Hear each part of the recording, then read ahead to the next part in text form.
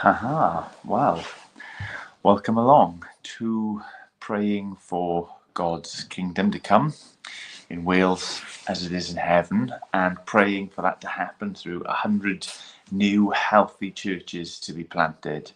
I've been kicked out of my comfy office, my warm office, with my good computer, which means you are on my phone in the coach by the church office, so it's probably going to be noisy.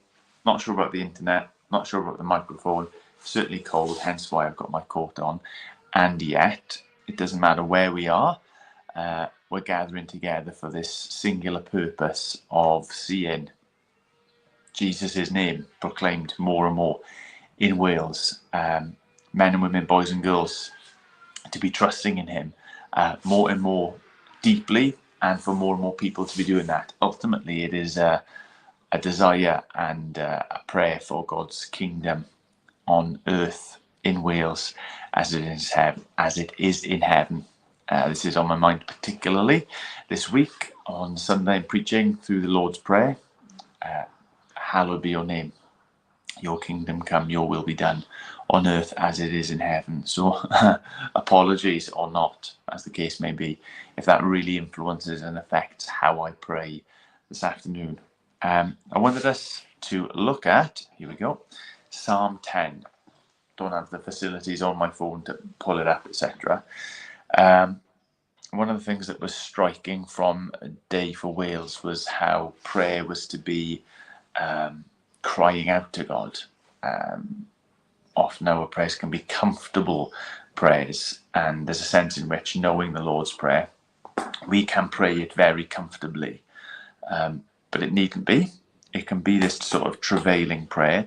And Psalm 10, I think, is just a wonderful example of hearts that break for the brokenness of our world and seeking God to do something in it. So we'll read it, and then we'll think about it really briefly, and then get on to praying for Wales.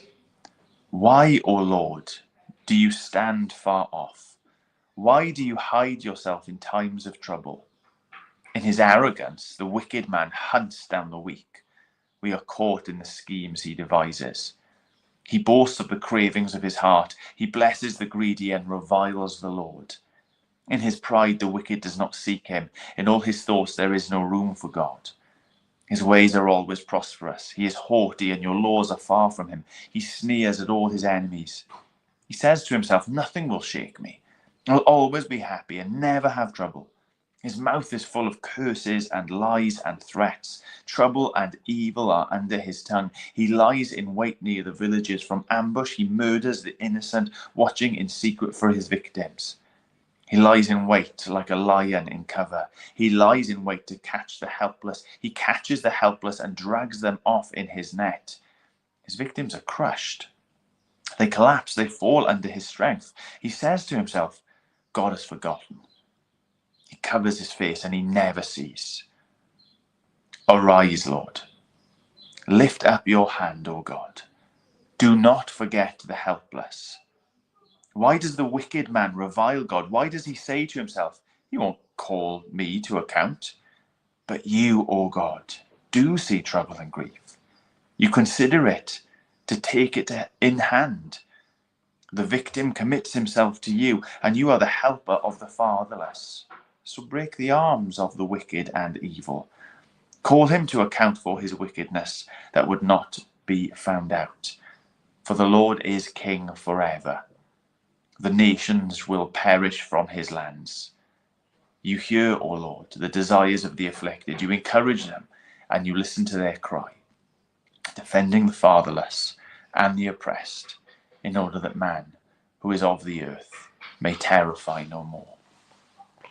Now, it's extreme language, and to take this and use it as an explanation for the situation we find ourselves in might feel a little extreme, but I think it's right on the money. It's right on the nose.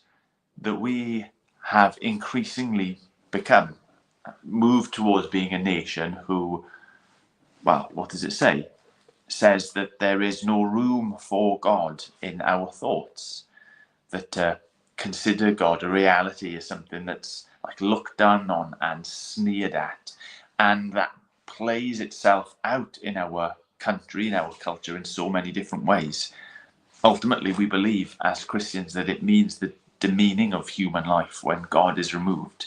It means the increase of injustice. It means the increase of sadness and suffering and pain. That the Lord is the only one who can do anything about it. And what we need most of all is for God to lift up his hand, not to forget this land, to remember that the King is King forever, that he is one who looks out for those who need justice, and, gloriously, those who are serving injustice, that he comes to live and to die and to effect change. So let's pray. Let's pray for the sorry state of our land and for God, the King, to rise up and to do something special for his name's sake and for the good of those who dwell here. Lord, we confess that Wales is not a place that reveres you. Wales is not a place that honours you and seeks you. Wales is not a place in which your will is done. Your name is set apart. Your kingdom is experienced. Wales is a place that is far from that. We still see the remnants of that in our nation, Lord God. The vestiges of a time when people up and down the country sought you and so lived out your kingdom come. We still have these cultural sort of memories of the morality perhaps that comes, or the traditions that we still keep. But in the heart, in the minds, in the progress that we are making, if that can be what it's called, Lord God, you are forgotten. You are neglected. You are spurned and turned aside, and it is not for our good. It is not good for the nation as a whole. It is not good for the people who dwell here to forget you, to ignore you, to raise ourselves up and to remove you from the picture altogether. Lord, when you are not God, then we are not even human, for we are made in your image. We are made to glorify you. We are made to enjoy you. We are made to give you praise, and when we lose these things, we lose even ourselves.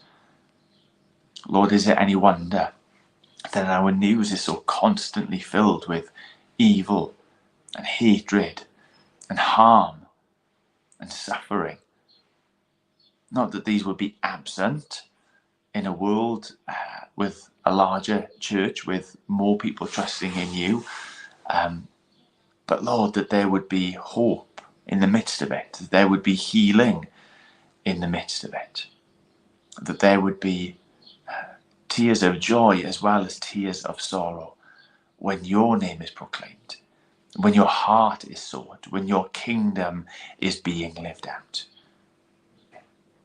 Lord, somehow we've come to this point in Wales where you are just a quirk of history, where faith in you and knowledge of you and to speak of you is just something to be consigned to the record books.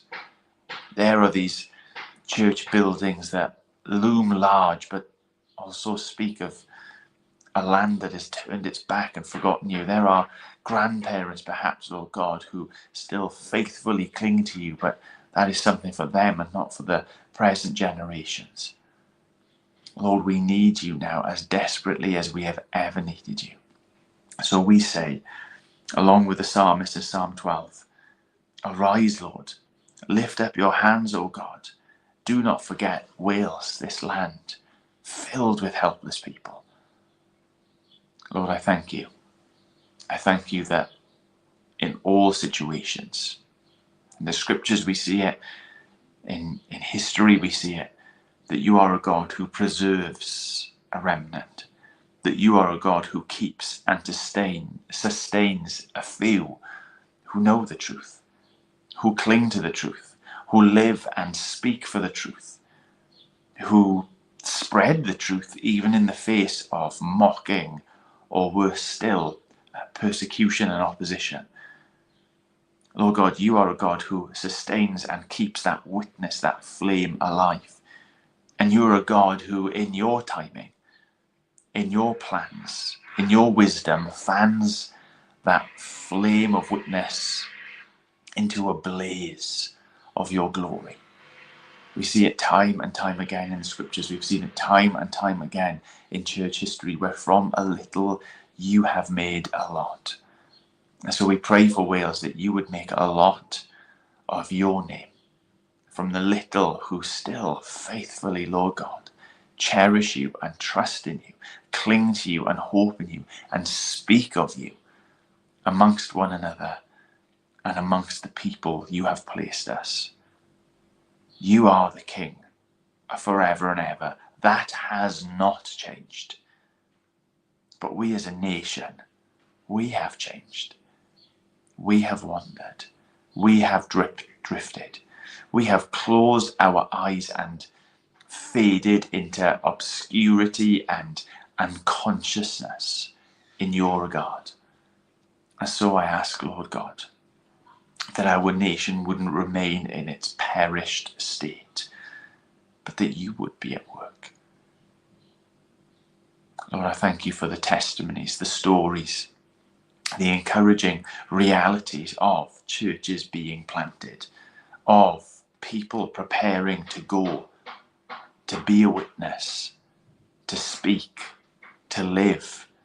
I thank you for the stories, the countless stories from up and down and right across Wales of baptisms, of folks coming to faith, of hope breaking through where only hopelessness exists, of Christ becoming greater and like the fashions and the fads of this world becoming smaller and less. Lord, help us to be a church who evermore sincerely prays as Jesus taught us to pray, our Father in heaven, hallowed be your name, your kingdom come, your will be done on earth as it is in heaven. Lord, we want to be a people who desire you above all things. We know that our hearts are mixed at best.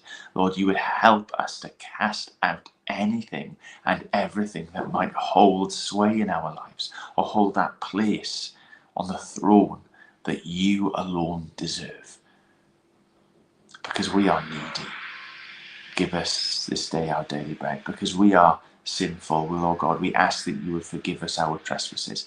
Because we cling to things that we should let go, we ask that you would help us to forgive those who have sinned against us. Because we are weak and temptable, Lord God, we pray that you would keep us from temptation and deliver us from the evil one. Because this thing is true, that your kingdom, your power remains forever and ever. And we want to be a part of that, Lord God. We want Wales to be a part of that, Lord God. So work amongst us, work through us, work in us, work around us, work before us. Do not stand far off, Lord. Do not continue to hide yourself in these desperate, bleak and dark times. But as the King who is King forever, stand up, reveal yourself. Let your power and your glory and your hope and your salvation be known. More in your churches, more in the cities, more in the towns, more in the villages, more in the farmlands, more in the hills and in the valleys that we call Wales. More and more that your glory, your goodness, your love and your grace be known in the hearts and the minds of the people who call this place home. That once again we would stand out as an oddity in the world, even as a place that looks to, that trusts in, that clings to life in Jesus Christ.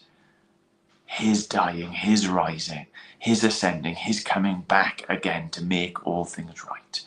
that the world might look at us and say, what a weird country that is, where people trust in, hope in, cherish the name of Jesus.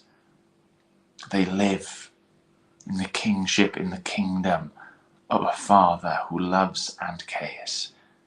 What a weird place Wales is. Lord, that we would be weird for your name's sake once more. Amen.